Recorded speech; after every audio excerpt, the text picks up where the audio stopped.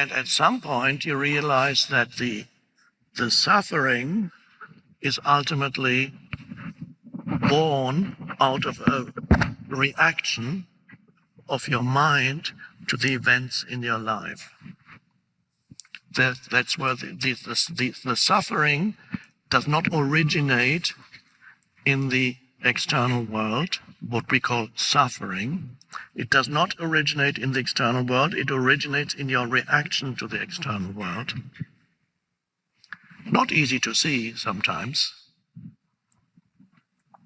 And when you realize that the origin of suffering is ultimately your own unobserved mind, your own conditioned mind, conditioned by going back thousands of years of dysfunctional mind activity, going back in your own family and your ancestors, and your racial memory and your national memory and all those, the collective conditioning going back thousands of years. But it all manifests as your mind. And you reach a point where you see that suffering is actually unconscious mind activity, ego in other words.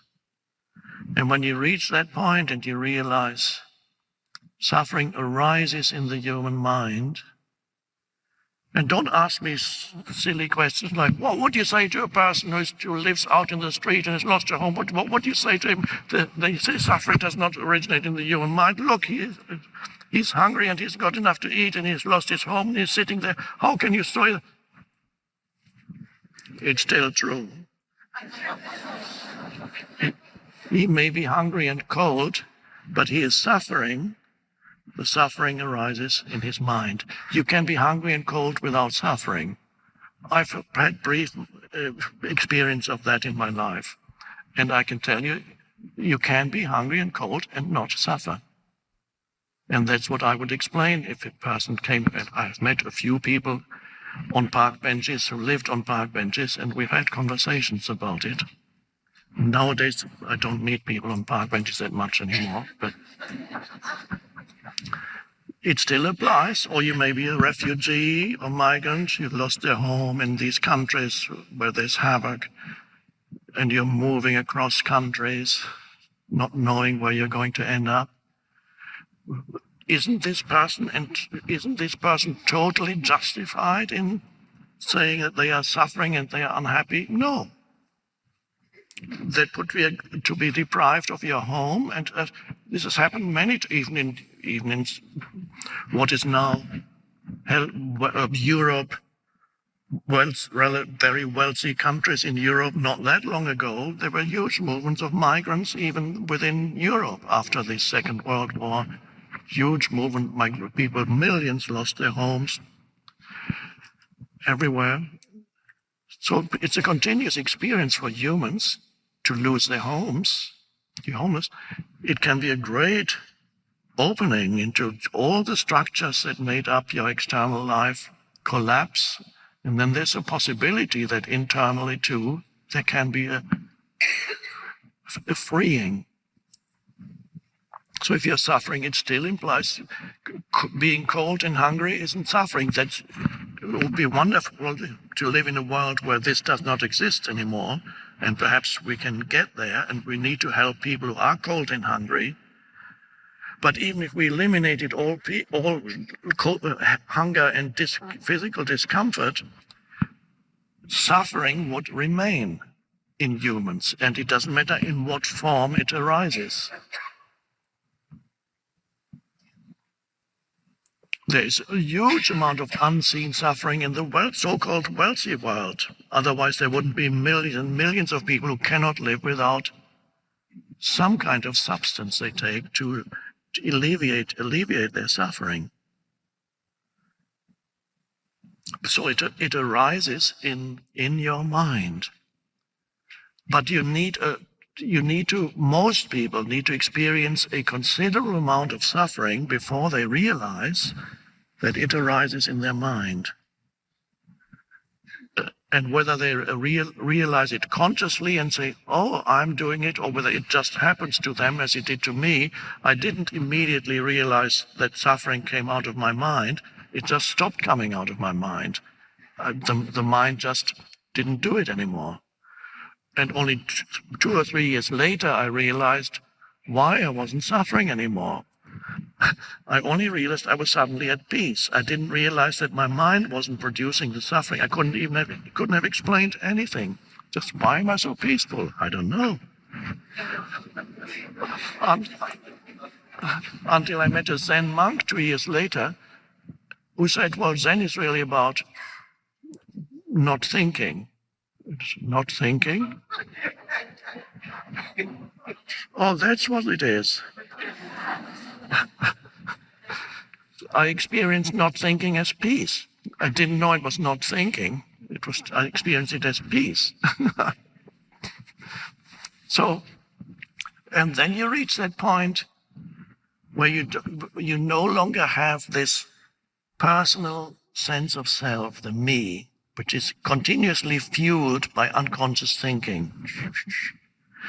So when this personal sense of self that is fueled by unconscious thinking subsides, you are there as the consciousness, unconditioned consciousness, and that's the end of suffering. And then most people do not drastically go from one to the other. They go through a prolonged transitional period where they are partly still the suffering entity and partly the liberated consciousness. So that can go on for quite a while. And many of you are probably at that stage where you move between being liberated and being back in the narrow personal sense of self with its reactivity, its complaining, its unconscious thinking, and so on. So many of you are transitional, and that also means, however, that you are awakening. So you are in the awakening process, and that's why you're here. And so then you reach a point where you suddenly realize that suffering is optional. Wow. And you also realize that you needed to go through quite a bit of suffering to come to this realization. And if you hadn't suffered, you would never have realized that suffering is optional.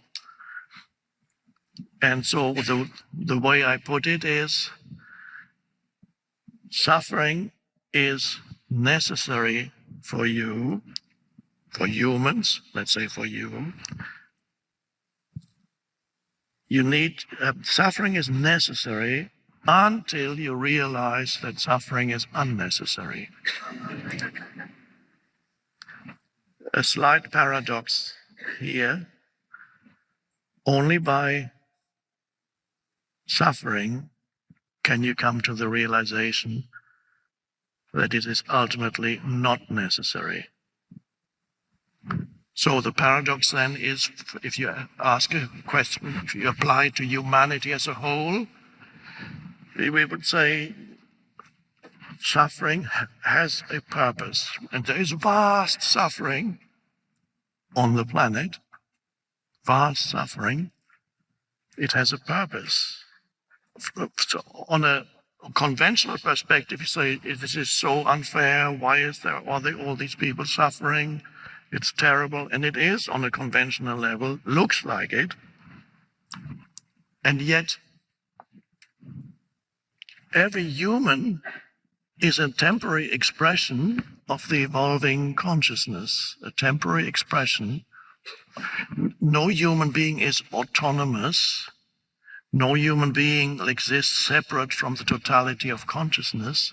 Every human being is a brief manifestation of the totality of consciousness. So if you ascribe to human beings a totally separate selfhood, then suffering looks just the most dreadful thing ever. Because there's this separate, why is this being suffering so much? And then that's their whole life. But if you look at a deeper level, if you look at a human being as an extemporary expression of the evolving consciousness, then you see that it's a birthing process for humanity. Gradual, this does not mean that you do not help those who are suffering. In fact, you do, and the greatest help, of course, in addition to physical help, the greatest help is to bring an awakened consciousness into the interactions with the world and with other people. That's the true help that you can give, is to bring your consciousness into this world and see, and then the awakened consciousness spreads out from